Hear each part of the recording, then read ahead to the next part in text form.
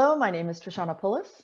I am a co-author for the chapter on the perceived benefits of interscholastic and intramural athletics for cadets attending military schools and colleges. This work was written and co-researched with Dr. Ryan, who's joining us here today. When we started doing our research, we focused in on 5 research questions. The first 4 questions that we offered were trying to address the 4 pillars that most military schools are composed of. Those include academics, athletics, leadership, and citizenship. When we created the research questions for this chapter, we included a 5th question, and that was to figure out the perceptions, if any, differences existed between intramural and interscholastic athletics. The methodology of our research included a survey with 50 items, and we used a 0 to 5 Likert scale in order to gauge the respondents' perception of the questions that were asked. We separated the questions into blocks of interscholastic athletics and intramural athletics. In the results of the research that we did, we got 220 responses. These 3 charts here show the different responses regarding how many people had had any involvement in interscholastic athletic teams, intramural athletic teams, and how many years of involvement anyone had in a military academy at any level, either as a student or as a staff member.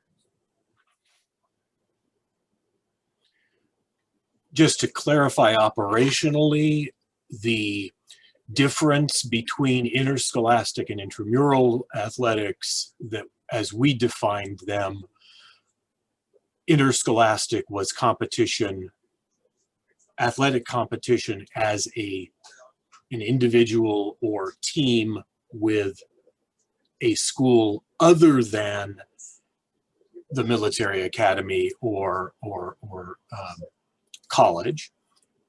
Whereas intramurals was competition within that school amongst different cadets at the same school. When we ran the descriptives, in order to graphically allow the data to fit on a single table, we split 20 characteristics into 2 tables, 10 each. The first 10 characteristics we assessed were whether or not interscholastics improved a cadet's integrity, whether it improved their grade point average, decreased the likelihood of dropping out, increased honesty, increased physical health, increased ability to work as a member of a team, increased their respect for authority figures, increased writing ability, increased reading ability, or increased the likelihood they would go to college. As you can see, with 5 being a maximum number, many of these characteristics scored at a 4 or higher, and several of those are logical results. An increase in GPA makes sense, especially because students must be academically eligible to participate in interscholastic sports. Increasing people's health, ability to work as a member of a team, those seem logical. Going to college seems logical because these students who are participating in interscholastic sports, some of them are going to actually want to go and play NCAA sports. Others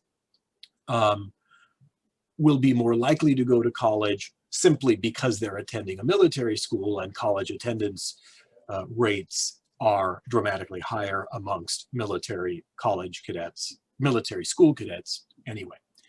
But there are some interesting results here.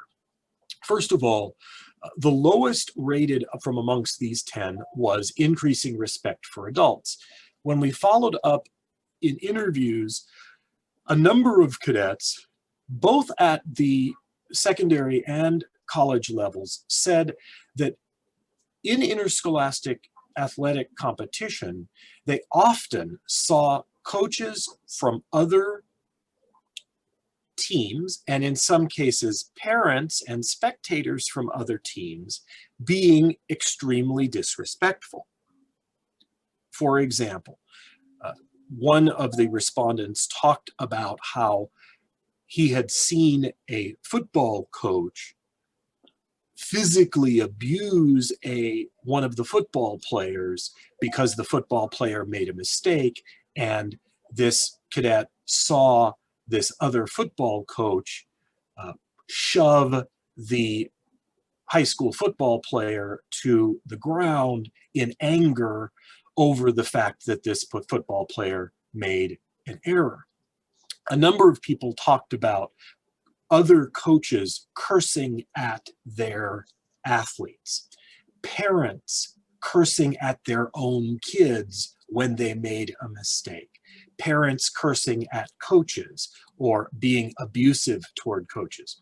So it was interesting because we asked the follow-up then, but this question was asking, to what extent does this improve your respect for authority figures as a cadet? And the response that we got overwhelmingly was, well, when we see some of these adults acting so poorly, it leads us to not respect them.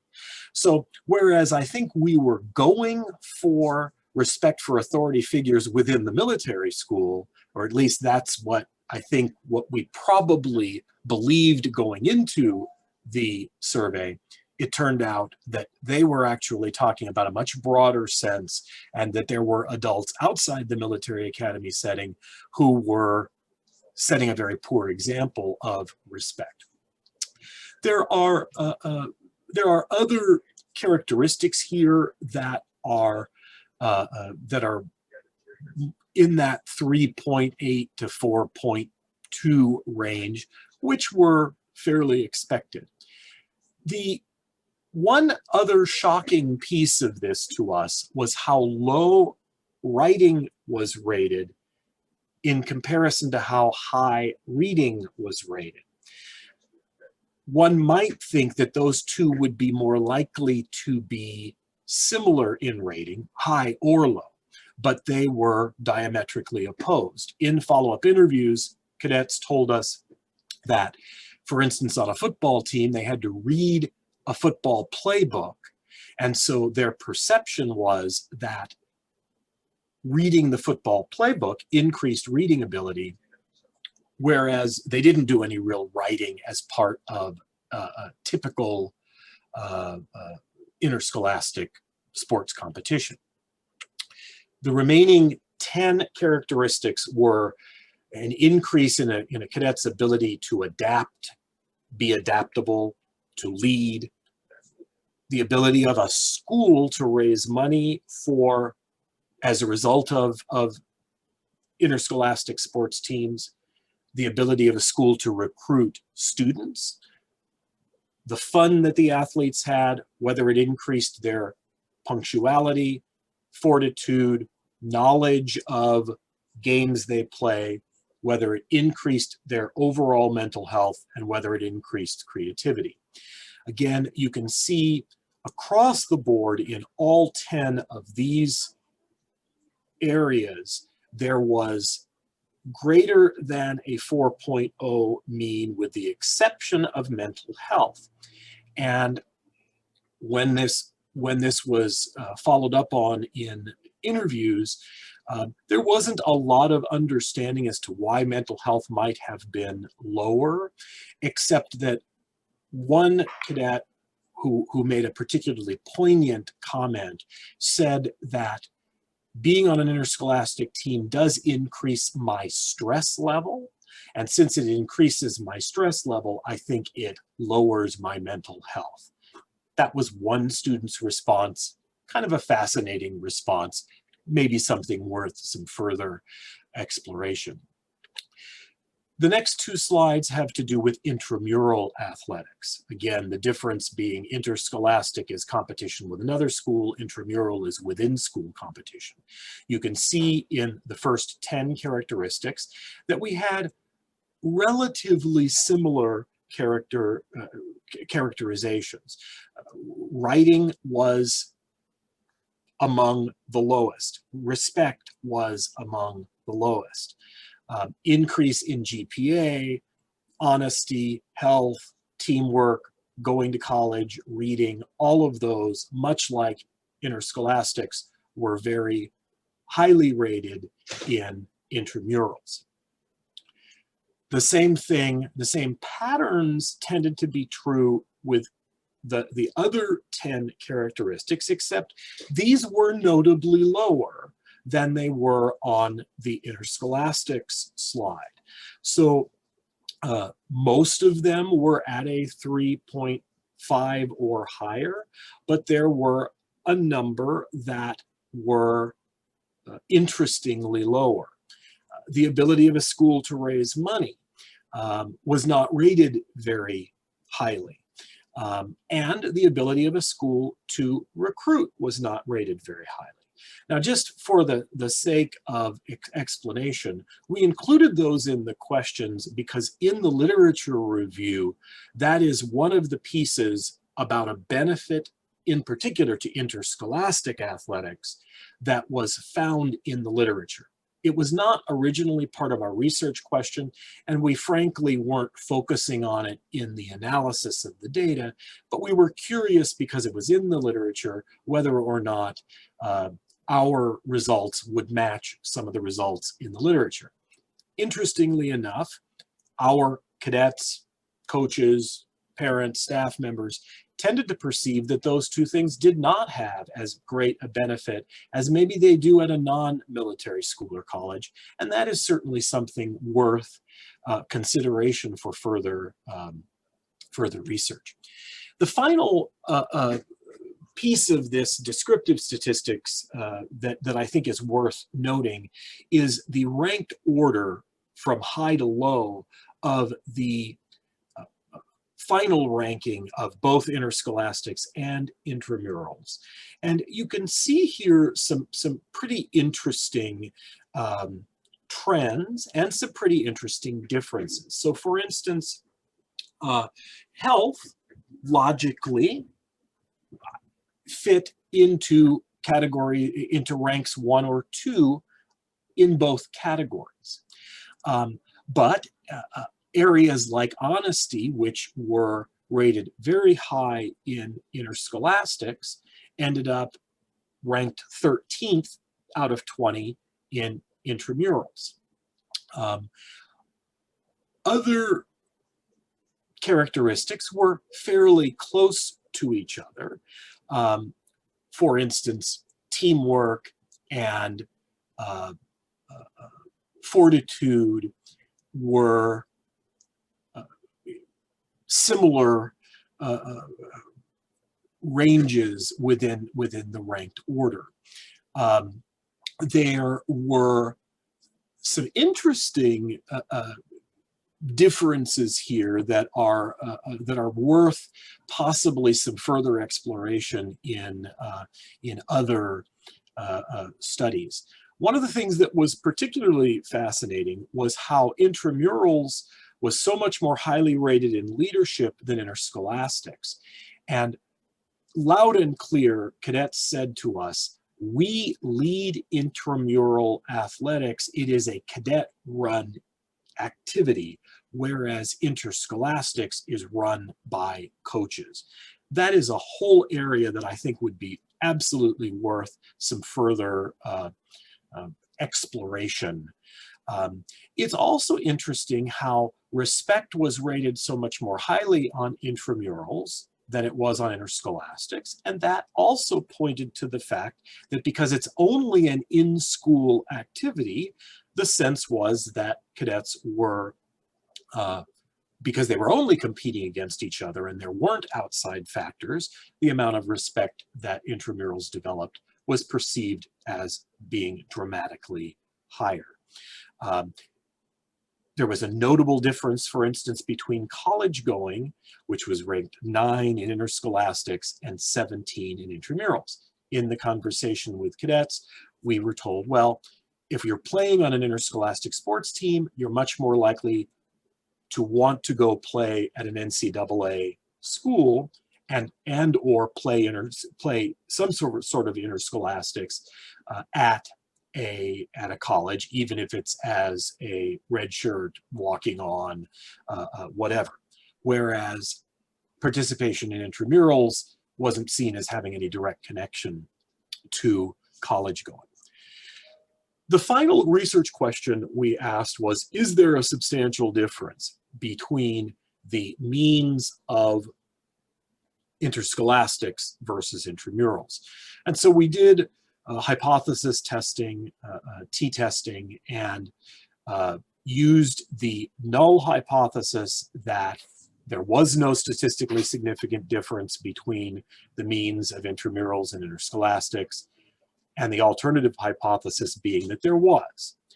We used a significance level of 0.05 because we had 220 respondents. Our degrees of freedom was 219, and the calculated critical value ended up being 1.971. As you can see from the chart, every single variable pair was seen to have a statistically significant difference at the significance of 0.05, with the exception of writing. So what this showed to us was that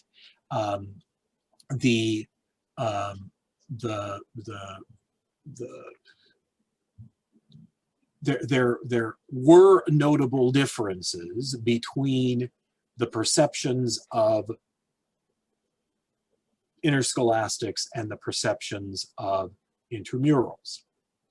With writing, because that was rated so poorly on both categories, there ended up not being a statistical difference between the two. What this got us in the follow-up interviews was a lot of discussion about how dramatically different interscholastics are from intramurals.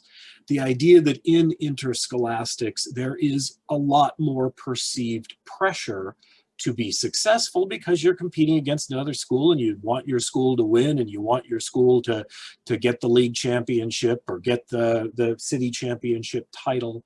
Whereas in intramurals, there's a desire to maybe win your intramurals award within the school, but it's not as meaningful as interscholastics might be. One of the things that came out in the follow-up interviews that I think is worth a great deal of further analysis is the extent to which schools emphasize intramurals versus interscholastics. It appears that at the schools where intramurals have a significant stress, that at those schools, the differences were much more narrow. But in schools where intramurals was almost an afterthought, that intramurals was not required of their cadets, much smaller numbers of people participated in intramurals. In those schools, the differences between perceptions seem to be significantly greater. Whereas schools that required intramurals and every single cadet participated in them, the difference between ratings of interscholastics and intramurals were much less significant. We asked study participants for what overall the benefits were of participation in either interscholastics or intramurals, and these were all found to be the areas where there was moderate to tremendous benefit. So again, most of this is pretty logical. The fact that it improved grade point averages and reduces dropouts. I found it fascinating. I think Trish found it fascinating that creativity was improved. And again, in follow-up interviews, cadets told us that being on a team and having to react in the moment to the dynamics of athletic competition was perceived as something that increased their ability to be creative. Obviously, things like developing teamwork, punctuality, because as one cadet put it, if I'm late, for every minute I'm late to the practice, I run a lap. Clearly, that sort of thing makes sense, that punctuality and fortitude would be benefited. Physical health, knowledge of sports and games, fun, all of those things made sense. Again, the ability of schools to raise money and recruit was much more lowly rated, as was the benefit to mental health, which I think we found a little surprising that people did not perceive it as having a greater benefit. And with the conduction of this research, we asked, of course, for additional characteristics that people felt were perceived by the inclusion of themselves in athletic sports or activities. Things like communication skills were definitely there, especially with the team sports. But things like self-esteem, self-efficacy, sense of culture, or sense of duty rather, and school culture. Interestingly, however, and this may be relative to the mental health piece of the research that we conducted, anxiety was also listed as part of the additional characteristics that were brought up by those who gave us answers to their perceptions about the inclusion in athletics and activities. So, implications for further research. We've identified here a number of possibilities. I've discussed some of that. Trish discussed some of that. There is a lot of room here for additional study. Certainly, lots of qualitative research could be conducted on connectedness and the social benefits of participating in athletics. Certainly, talking to military school leaders about their perceptions about how important it is to include athletics in their school recipe for success. Again, one of the things that we seem to have discovered, although again, this would require further research, is that at the schools where both interscholastics and intramurals were emphasized, and in some cases required, at those schools, all 20 of the characteristics that we measured seemed to do better. Again, we did not explicitly research that, but in the interviews, that was a theme that came out, and it's certainly worthy of further consideration. Another piece of this is the differences in how people are conducting intramurals. There are some military academies, a number of military academies, where every cadet must participate in intramurals, in some cases on a daily basis, after school every day, for instance, prior to the evening meal. At other schools, intramurals was a complete option. Those differences do seem to make a difference in people's perceptions. And I think that this is probably worth some exploration as to whether or not creating more robust intramurals programs would have benefits to these military schools and colleges. Another piece that came out in interviews was that interscholastic and intramural sports were not the only components of health and wellness and fitness at these schools. Many of these schools had 100-mile backpacking excursions that cadets went on, many different outdoor education experiences. Pretty much every military academy administers a service-specific or multiple service-specific fitness tests and prepare cadets explicitly for success on those tests.